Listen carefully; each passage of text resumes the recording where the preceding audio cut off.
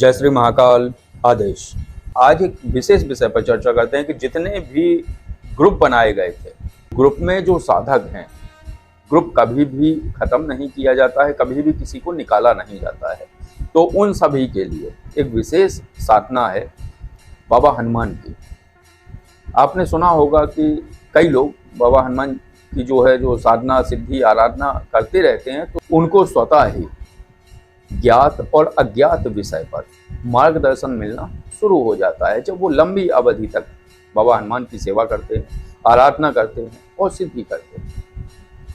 तो आज एक ऐसी साधना के विषय में चर्चा हो रही है उन सभी साधकों के लिए। ये ग्रुप में ही दी जाएगी। जितने भी ग्रुप बने थे, जो साधक जुड़े हुए हैं, उनको अगर वो चाहें तो इस साधना को कर सकते हैं। इससे क्या है कि स्वतः ही पहले स्वप्न के माध्यम से उनका मार्गदर्शन होगा और फिर ध्वनि और आवाज के माध्यम से उनका मार्गदर्शन होगा। जैसे उनके कोई प्रश्न है तो कोई शक्ति आएगी। अब वो शक्ति क्या है, इसके विषय में ग्रुप में सभी को समझा दिया जाएगा कि कैसे करनी है ये साधना। और अगर ये साधना कोई साधक सानिध्य में करता है तो उसके अलग फल आते हैं, लेकिन उन सभी साधकों के लिए ग्रुप में दी जाने वाली है ये बाबा हनुमान की साधना। इस साधना में क्या है कि जो भी उनके प्रश्न होते हैं उन सभी पे मार्गदर्शन होता है और बाबा हनुमान उन्हें अप्रत्यक्ष रूप से या प्रत्यक्ष रूप से उनके प्रश्नों के उत्तर उन्हें देते हैं। लेकिन मूल ये है कि ये बाबा हनुमान नहीं है जो उनके प्रश्नों के उत्तर उन्हें देते हैं। ये एक अलग शक्ति है जो कि बाबा हनुमान की सेवक शक्ति है। ये बड़ी गुप्त विधान है और गुप्त मंत्र है। तो जो भी साधक ये हनुमान जी की आराधना करते हैं, साधना करते हैं, वो मंदिर पर रहते हैं और वो दरबार वगैरह लगाते हैं और बाबा हनुमान की कृपा बताते हैं कि उनकी बाबा हनुमान की कृपा से उन्हें प्रेरणा मिल रही है, किसी भी प्रश्न का उत्तर उन्हें मिल जा रहा है। तो ये एक गुप्त शक्ति है जो बाबा हनुमान की सेवक है और वही इस साधना को करने के बाद साधक के प्रश्नों के उत्तर देती है। तो ये साधना उन साधकों के निमित्त है जो ग्रुप में जुड़े हुए हैं। वो इस साधना को ऑनलाइन कर सकते हैं ग्रुप के माध्यम से, लेकिन जो साधक सानिध्य में करना चाहते हैं वो सानिध्य में भी साधना को संपन्न कर सकते हैं। इसके बारे में एक वीडियो और बनाया जाएगा जो विस्तृत रूप से उन्हें इस शक्ति के बारे में जानकारी उन्हें प्राप्त हो जाएगी। तो आज का जो वीडियो है वो वीडियो इस आधार पे है कि जो साधक महातंत्र काट साधना, तंत्र काट साधना और एनर्जी रिमूवेशन साधना नहीं कर सकते, ये वीडियो उनके लिए है। क्यों नहीं कर सकते हैं? धन अभाव के कारण। जैसे धन का अभाव है, देखो एक राशि होती है हर चीज, तो उस राशि को वो देने में सक्षम नहीं है अगर, तो उनके लिए एक विशेष साधना है और इस साधना को वो नवरात्रि में करें। ये माता माहेश्वरी की साधना है और इस साधना को करने से साधक किसी भी एनर्जी को किसी के भी शरीर से हटा सकता है। और इसके अगर गुप्त विधान, जैसे कोई ऑफलाइन यानी सानिध्य में इसे करता है, तो इसके गुप्त विधान ऐसे हैं कि उस ऊर्जा को, जैसे महातंत्र साधना में ऊर्जा को पकड़ने का एक अलग विधान है, लेकिन इसमें क्या है कि इसमें आप किसी पात्र में उस ऊर्जा को पकड़ सकते हैं, जैसे किसी बोतल में। ये कोई अछूता नहीं है विषय।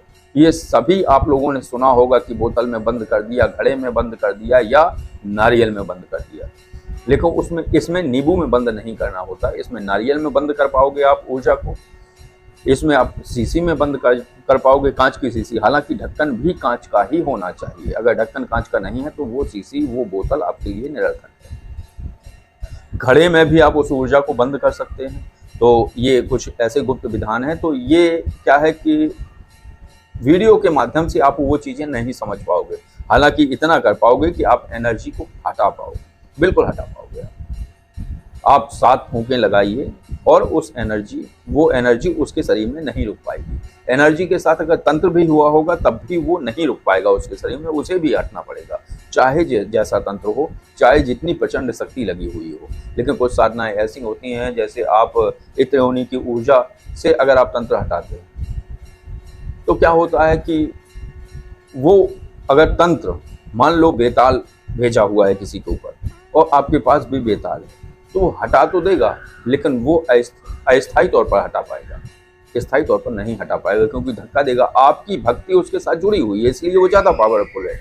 और उसके साथ जिस पीड़ित के ऊपर वो बेताल आया हुआ है उसके साथ भक्ति की शक्ति नहीं जुड़ी हुई है, इसलिए वो कमजोर है, तो आप हटा पा रहे हो।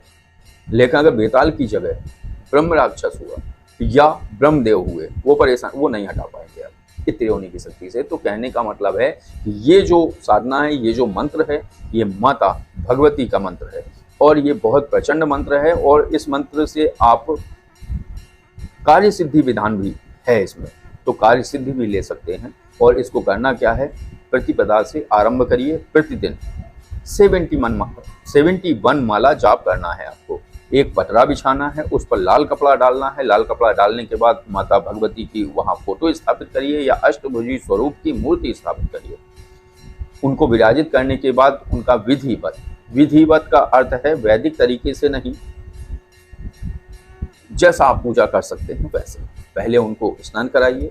स्नान कराने के बाद उन पर गुड़हल के पुष्प, गुलाब के पुष्प यानी लाल पुष्प आपको अर्पित करने हैं और उनको कुमकुम लगाइए। सिंह को भी कुमकुम लगाइए और पूजन करिए। पूजन करने के बाद आरती करिए। आरती करने के बाद प्रसाद अर्पित करिए। प्रसाद में अगर आप काले रसगुल्ले प्रयोग करें अति उत्तम है, नहीं तो दूध की कोई भी बनी हुई मिठाई आप प्रसाद में अर्पित कर सकते हैं। ये करने के बाद घी का दीपक जागृत कर लीजिए, पहले ही कर लीजिए।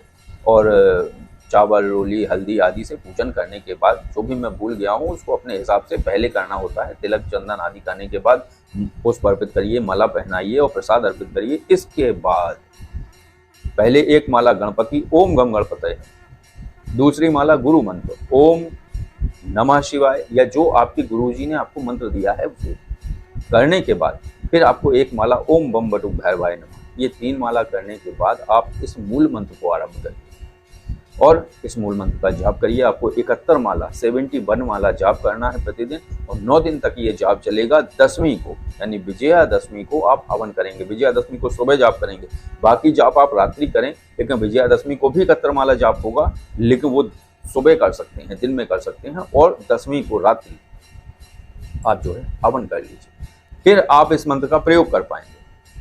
और प्रयोग कैसे करना है, आपको हाथ में, जैसे कोई पीड़ित आपके सामने आया, हाथ में आपने चावल लिए, थोड़े से चावल ले लीजिए और 11 बार उन चावल को अभिमंत्रित करिए इसी मंत्र से। और अभिमंत्रित करने के बाद उस चावल को बाएं हाथ पे ले लीजिए, बाएं हाथ में से ऐसे उठा के और एक बार मंत्र बोलिए, उस पीड़ित व्यक्ति को मारिए वो चावल। ऐसे 11 बार मारने, 11वीं बार में पूरे चावल लेकर वो ऊर्जा हट जाएगी। फिर क्या करना है, आपको एक धागा लेना है तो धागा को भी 7 बार इस मंत्र से अभिमंत्रित करके वो धागा उसकी कलाई पे बांध देना है। लेकिन ये भी स्थायी नहीं है, ये ऊर्जा उसको 3 महीने बाद फिर आ सकती है अगर उसे कोई अन्य शिकार ना मिला।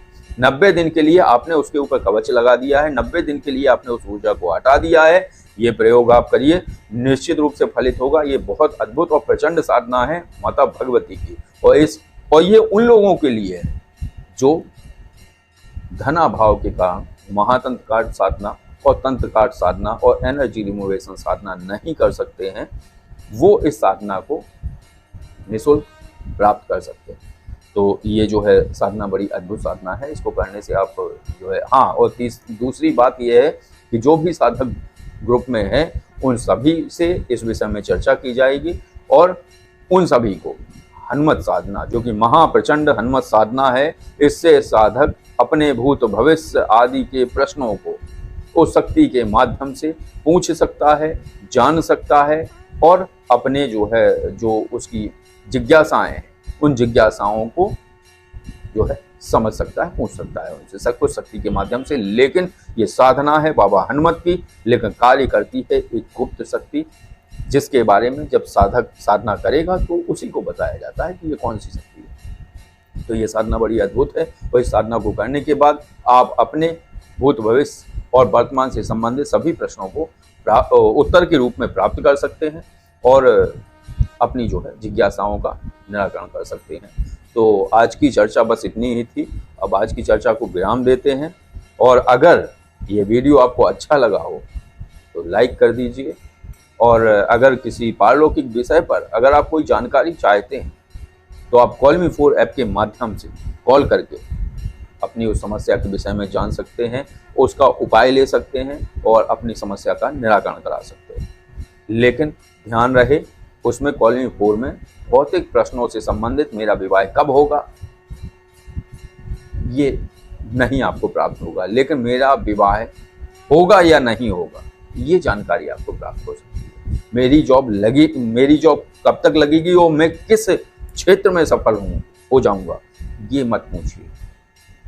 मेरे आय के साधन कैसे बनेंगे, कब तक बनेंगे, ये आप दीजिए उपाय, तो वो उपाय आपको मिल जाएगा। वो उपाय आप करेंगे, आपके आय के स्रोत स्वतः ही खुलना शुरू हो जाएंगे और आपके आय के साधन आपको प्राप्त हो जाएंगे।